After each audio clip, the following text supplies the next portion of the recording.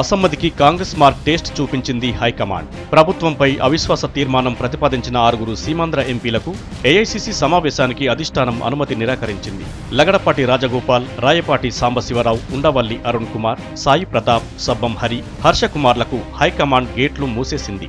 సోనియాపై కామెంట్స్తో రచ్చ చేసిన సీనియర్ నేత జేసీకి పాస్ నిరాకరించింది అధిష్టానం.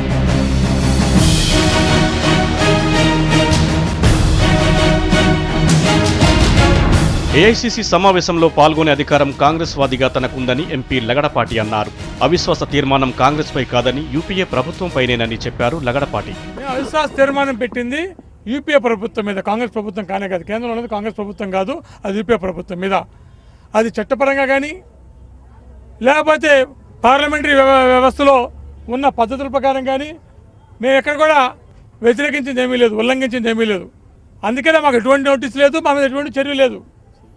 ఎటువంటి నోటీస్ లేకుండా, చర్య లేకుండా ఇవాళ మేము అనధికార తీర్మానం ప్రవేశపెట్టామని చెప్పి ఆ తీర్మానం అవకాశం ఇవ్వాల్సి చెప్పి ఇవాళ పాస్ని ఇవ్వకపోవడం ఖచ్చితంగా అది అభ్యంతరకరమే. పాసులు రాకుండా సమావేశానికి వెళ్లి నిరసన తెలుపుతామని ఎంపీ సబ్బం హరి అన్నారు.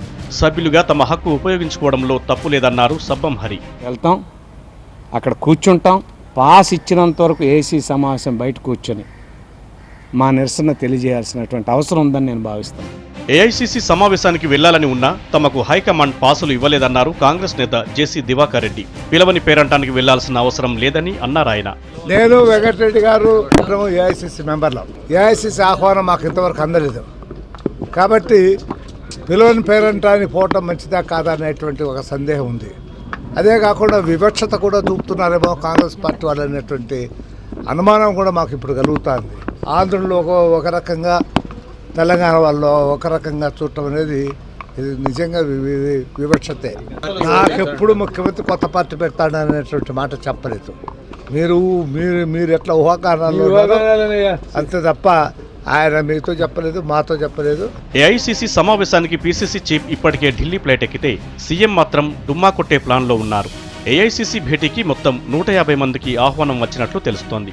వీరిలో 76 మంది ఏఐసీసీ సభ్యులు, జిల్లా కాంగ్రెస్ కమిటీ అధ్యక్షులు, ఎన్ఎస్యుఐ, యువజన కాంగ్రెస్, సేవాదల్, మహిళా కాంగ్రెస్ అధ్యక్షులకు పాసులు అందినట్లు టాక్.